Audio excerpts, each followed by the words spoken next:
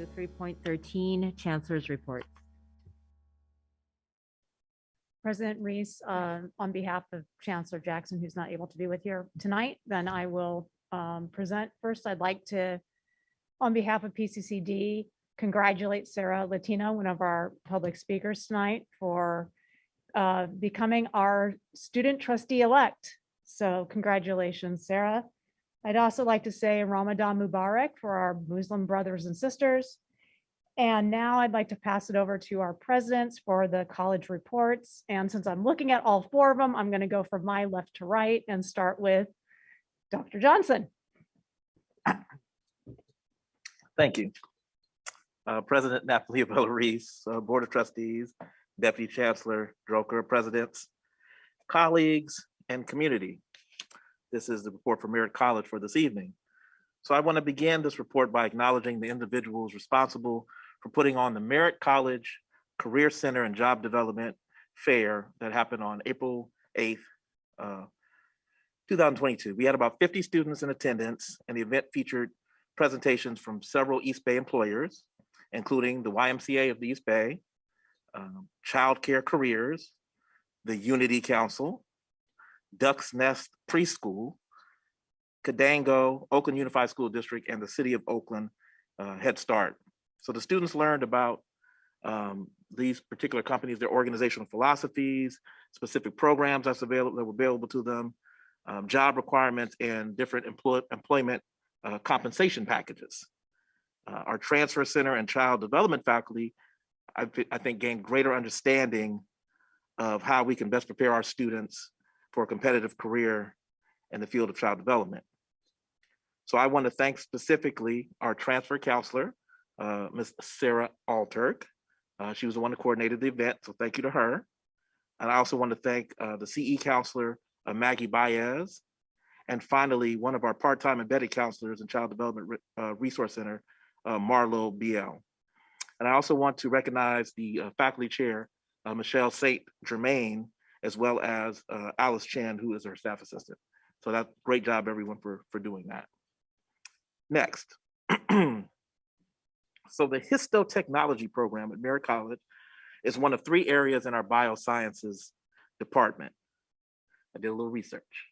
Specifically for the uninitiated, histology is the branch of biology that studies the microscopic anatomy of biological tissues. Essentially, it's the microscopic counterpart to gross anatomy.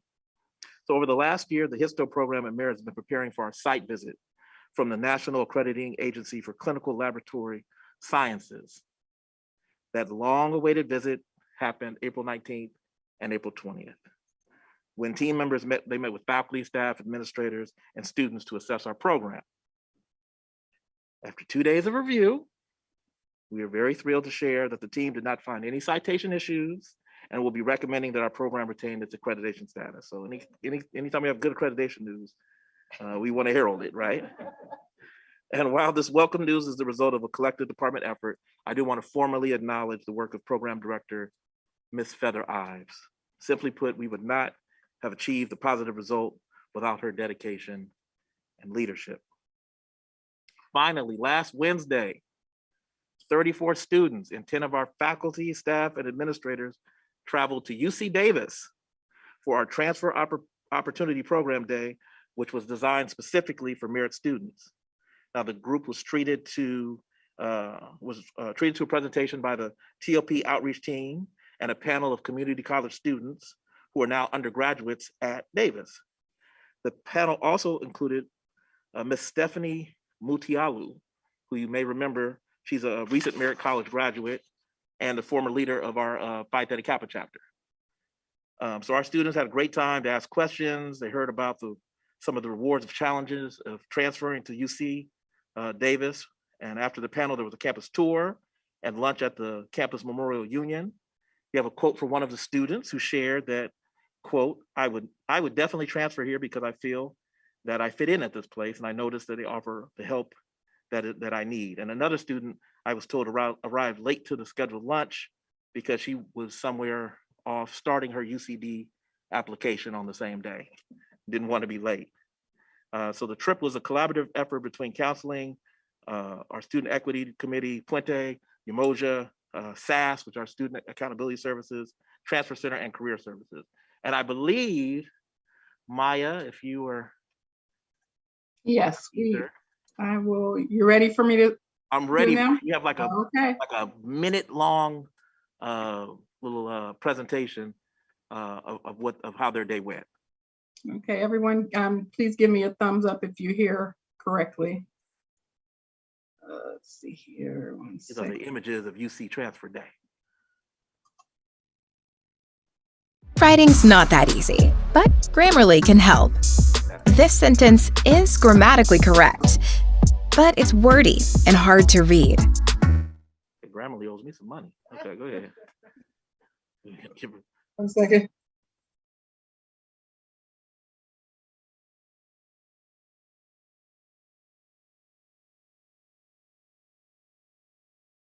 I'm sorry about that. It clicked the ad for some reason. Let me go back here. Here. We're gonna go.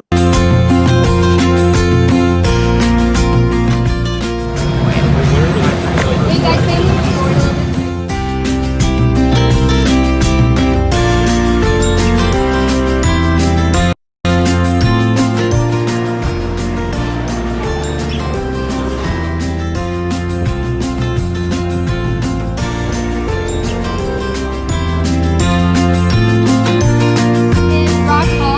Rock Hall used to be one of our biggest. The first floor is really.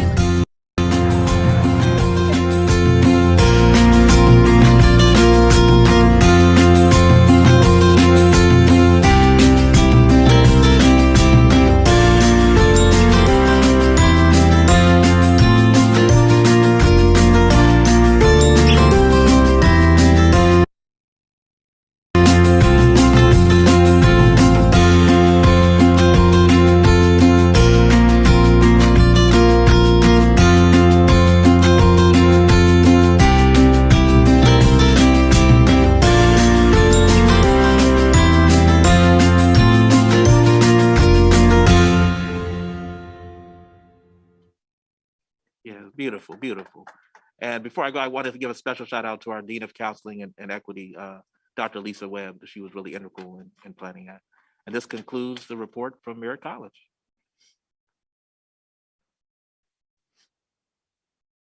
Good evening. As my report this evening got a little bit longer with the students' public comment this evening, I'll dispense with my usual greeting and just say good evening. First of all, speaking to the several students who did speak during public comment, I would like to just reach out to you for a moment and say that not only for myself, but for the Vice President of Instruction, as well as the deans at the college. We have your names and we certainly want to assist you as you continue in your educational journeys. And we will be reaching out to you either via email or phone to really speak with you and hear about your needs.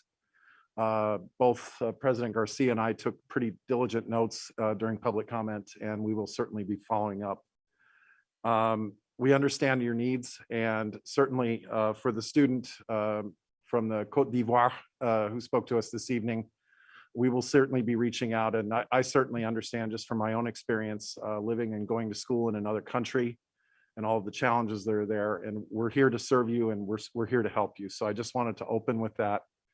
And also just say that as we reach out and as we try to help you, we will listen to you and hear your needs, but we will also provide some clarification where needed. For example, I would like to just mention, and I don't know if this would necessarily meet the student's need who spoke this evening, but this summer we are in fact offering art classes. We are offering a combined drawing class for all skill levels that will have lab hours to address needs. We also have two different art history classes, one modern and one African-American art history. So we really do want to reach out and provide those students the personalized attention that they deserve. And I just wanted to start with that.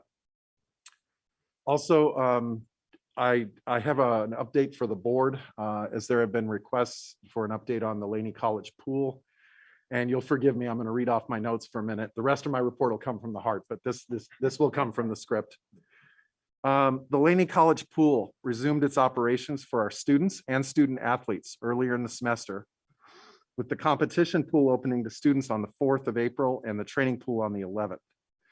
There is remaining work on the existing contract with one of our outside contractors, Affinity, that is awaiting arrival of parts that have been on back order since early in the semester.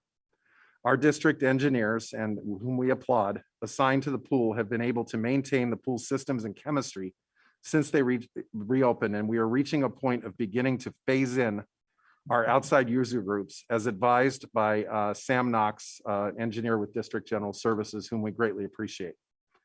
We look forward to adding these external user groups to our schedule now, building to a full capacity by the beginning of the summer.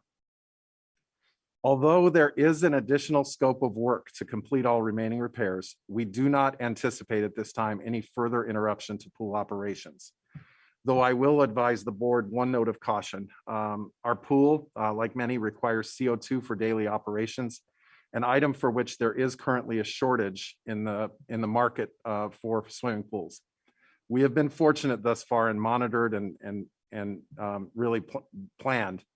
But in the event that that does reach a point where we run out, that would lead to us having to close the pool. Having said that, again, we will remain conscious of the supply we have and monitor the situation.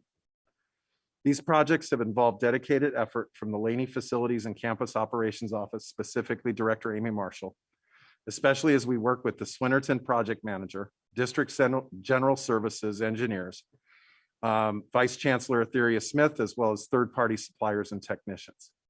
I will continue to keep the board updated, including communications outside these proceedings to Chancellor Jackson, so that everyone is apprised when speaking with our external community partners. So going back to my board report for this evening, if you look at the printed report that is always prepared in such great fashion by Lorena Baldazzo, you will see a recap of the April 13th self-care fair that I told you about, as well as further details about the Restoring Our Communities grant that I initially reported as well. At the very end of our report, I think you'll find a great student success story about someone who was in our culinary arts program who has gone on to some pretty great things, and wanted to share that. But one thing that is in the report that I would like to spend a couple minutes on is to thank and recognize all who made last Saturday's CT open house event a success. It was so great for me to be there and see so many in our community come, as well as our campus community. Just to give you some quick numbers, 103 employees at Laney turned out for the event. And between students and members of the public, we had more than 200 sign in. And it was just great to see so many staff, faculty, and administrators come to support this event as we highlighted our great CTE programs. Again, in my report, there's a recap, but I would like to highlight two things especially. And I think this just shows that we're pushing some pretty good envelopes. Number one, in addition to the employees in our more than 21 different programs, we had more than 10 outside industry partners come to campus to help promote Laney, but also promote the next steps, the careers that are ahead. And what struck me as I was walking around and meeting people was that two of our industry partners, not Laney folks, but outside industry partners, said something to me I've never heard. They said to me, we're interested in your students, but we're also interested in our new employees, if they are your students, continuing in their studies until they finish their certificate. I think that is an incredible sign of collaboration that does not just come from words or piecemeal or things like that, but really a great commitment that starts with our staff and our faculty and continues with our administrators and really the efforts that we make to reach out. So that's the first thing I thought that struck me that I wanted to tell you about. The second thing is this. I will be sharing with the board a video from one of the students who came to the event. And as you listen to this video, having them say that Laney is the best place in Oakland, that was the second best thing that she said. The best thing that she said was that she talked about pathways to completion. So, I think about just at our college, an investment that predates me in guided pathways and the statewide guided pathways project, program mapper, all those things we've done the incredible work of our counselors, our support staff to really tell the story of our programs. The fact that our students or our prospective students are now using that language as they tell us about their educational futures speaks volumes. And I'm so proud. The outreach continues at Laney College. This coming Saturday, we are so pleased to host the 100 of Black Men of the Bay Area's Career Expo event for high school students. And we're expecting approximately 300 to 350 students to turn out, high school students. This comes thanks to an introduction that began in January with Dr. Lawrence Van Hook, and from which the college welcomed a delegation that included Council Member Lauren Taylor in February for a campus tour and a lunch to discuss the potential event. I look forward to being there on Saturday to provide the campus welcome, but I am also pleased to share that Laney will have a space to promote its programs at the event. Thanks to Kim Gonzalez, who will be tabling and sharing information, as well as two of our CTE faculty, Professors Matthew Wolpe and Melissa McIlvain, who in addition to providing the welcome will be sitting on panels throughout the day to talk about the construction track at our college. I want to convey special thanks to Mr. Joseph Frank of Wells Fargo and the 100 Black Men, as well as Ms. Juanita Metters Upshur for honoring Laney by asking us to host this event for them. And again, Amy Marshall, you're lucky, you get mentioned twice tonight. Thanks to her, as well as Dean Alejandria Tomas, who behind the scenes have done a lot of work to get this event ready. And I look forward to providing you with a recap next month of this. In closing, I just would like to say one bit more piece of good news. You know, the fact that enrollments are down is no secret. But one thing that was shared today first by Dean Mildred Lewis and then our researcher Clifton Coleman is that at Laney College, our percentage of spring enrolled students who will be graduating and our percentage of awards has increased by 1%. And the number of awards and the number of students has also increased. Again, I think it's something you look for successes everywhere. And I think this is one that as a college and to a degree as a district, because our students go to more than one campus, we can all share. This concludes my report. Good evening, President Napoleon Bellarice, trustees, colleagues, community members. In addition to the written report, I just want to add my congratulations to our ASBCC President-elect, Mazen Saeed, who spoke earlier today on behalf of Harry Mapodile, and to Linda Latino for her election as the student trustee-elect. We're looking forward to having BCC student leadership continue in support of student leadership across the district. And actually, I want to thank Director John Nguyen for working with the students to organize a strong turnout and engagement for the election process. Now, I do want to share that Berkeley City College and I believe a fellow college in the district as well might share some comments. We were recognized as a 2022 champion for excelling in equitable course placement in Black English enrollment. So essentially, we're being recognized for placing Black students 100% of our Black students into transfer level English within their first year. And right now, part of our data analysis is now following through on the success and completion. How did those students do? Great job for us, for the faculty, for the staff, and the students themselves. But now it's a chance for us to investigate how did they do and how were we a part of that success. As an implementation of AB 705 continues, it really is a testament on the collective effort that it takes. So while BCC faculty in this case and staff are getting recognition, I want it to be clear that the work to implement that was really a district-wide effort. And it really illustrates that collective energy. So we're excited for that. There was an announcement last week. There will be another event later in May, for which if calendars align, we might have some college representation there. In keeping with the theme of Black student success, yesterday was the launch of the 3rd annual Black Student Success Week. And it really started with some distinguished speakers, Secretary Cardona, our Chancellor, President of the Board of Governors, but most importantly, it ended with students sharing their stories about what it means to be in colleges that recognize and honor and celebrate Black brilliance. culturally relevant instruction and services, leadership that is about inclusivity and equity. And so we're proud to be a part of that. Tomorrow, our transfer center coordinator, you've heard me share before, is going to be presenting on the panel during the Black Hour tomorrow. And the title tomorrow is The Path to Transfer Success, a Clear Highway or a Traffic Jam. So I hope that you're able to join during your lunch break from 12 to 1 p.m. We're so very proud and honored to have Andrea represent the college. I'd like to invite you this Friday, April 29th. We'll be having a community fireside chat where I will be joined by Senator Nancy Skinner and City of Berkeley Mayor Jesse Arreguin. And it's really an opportunity to connect and talk about the role and the place that Berkeley City College has to the local community. We're thrilled to have engagement with the Downtown Berkeley's Association. We'll have some chamber presence there. UC Berkeley Chancellor's office had the chance to connect with Chancellor Christ and certainly with Ruben Lizardo, who is one of our main champions and advocates at UC Berkeley.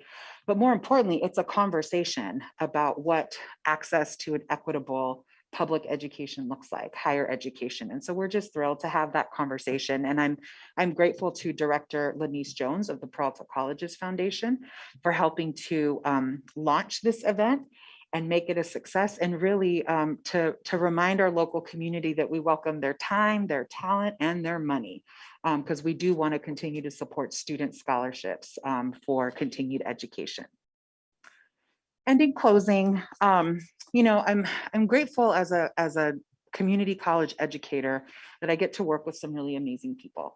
And here in Peralta, that certainly has been representative in so many ways. But I want to take a moment to extend my gratitude to the Berkeley City College community, Director Tim Thomas, Chief Roberts, Interim Vice Chancellor Smith, and so many others, Dr. Jackson, Droker, my fellow colleague presidents here. Last week was a very emotional week for the Berkeley City College community. The week started with the tragic death of a Berkeley High student, in which the death took place right out front of our campus building. Some of our student ambassadors were greatly impacted by that, having witnessed what took place. The way to just see our community wrap our arms around Berkeley High was beautiful. Faculty, staff, administrators, people really just started to connect and check in with one another, because we really saw that we consider Berkeley High students our students. It was a tragic loss of a young man, a senior at Berkeley High. In the middle of the week, we had a healing circle. Our counseling faculty member, Janine Greer, hosted a healing circle where, again, we had district colleagues, and even our faculty senate, our academic senate leadership decided to cancel the meeting that was supposed to take place during that time. And they were present during this healing circle. And all I can say is that it was both healing and incredibly painful at the same time to hear the level of pain that people have around death, around suicide, especially. And then later in the week, UC Berkeley activated a shelter in place because they had an active threat on the south end of campus, which activated Berkeley High and Berkeley City College to be on campus lockdown. So from 10 to 2, faculty, administrators, staff, our colleagues at the district were all helping us to successfully secure the campus. And I will say, while students, I think, were incredibly respectful and they were willing to work with us, it was frustrating. They had jobs, they had appointments.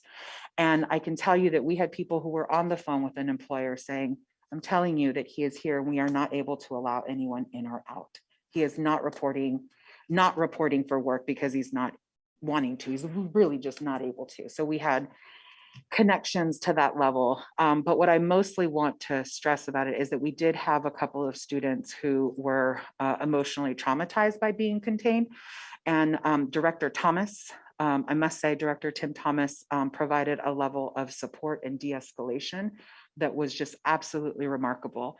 And the training of the Peralta security team just the week previous had undergone a training for a campus lockdown procedure. So everything worked well. And I just want to thank each and every one of my colleagues. I want to thank the folks on campus, but most importantly, the VPs, the executive team. Each and every one of them held strong to support students, to support faculty, support administrative services. So on behalf of the Berkeley City College community, I'm just grateful to this district. With that, that concludes my report for this evening. Thank you. Good evening, President Reese, trustees, Deputy Director Droker, and colleagues and guests. Excuse me. I'm pleased to provide the report for College of Alameda. First, I would like to share that the College of Alameda, as Dr. Garcia has just mentioned, was named Champion for Excellence in Equitable Course Placement in Black English Throughput by the Campaign for College Opportunity, whose mission is to work to ensure that all Californians have an equal opportunity to attend and succeed in college in order to build a vibrant workforce economy and democracy. The awards celebrate colleges that have successfully supported at least 70% of Black students who enroll in a transfer level English course to successfully complete it in the first year of their initial enrollment. And also that they succeed in the course at equivalent or exceeding the rates of those of the entire student body. College of Alameda will be recognized at an inaugural award ceremony on May the 12th. I would like to thank and recognize the great work of our English faculty, as well as the Umoja program staff for their tremendous work. We are very, very proud of our colleagues.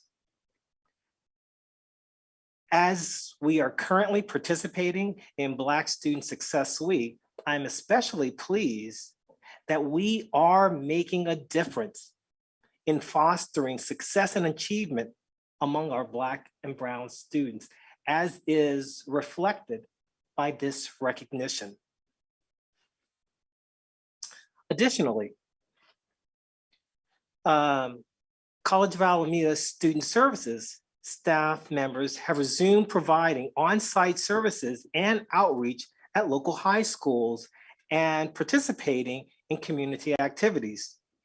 During the month of March and May, more than 30 outreach and student engagement events have and will be taking place. Some notable events include our annual partner breakfast, which kicks off an exciting recruitment season with over 50 representatives from local high schools and education program attending the event. Celebrations for Ramadan for April the 27th. The Asian Pacific Islander American Heritage Month celebration. Wellness Day celebration, and our Southwestern Asian North American Heritage Month celebration. Further, COA student Teravan was elected president of the Student Senate for California Community Colleges at their annual meeting held earlier in April. Our student senator, Ms. Valenzuela, also was at the event, as was mentioned by our director, Natalie Rodriguez. COA has been actively addressing the needs of our most vulnerable students and community members by providing emergency food grants totaling more than $16,000 and thus far from January through March. Additionally, we're planning on awarding greater awards in April with more than 98 applicants having applied for those grants. The Office of Student Activities and Campus Life Food Pantry continues to serve hundreds of families with children, adults, and seniors suffering from food insecurity.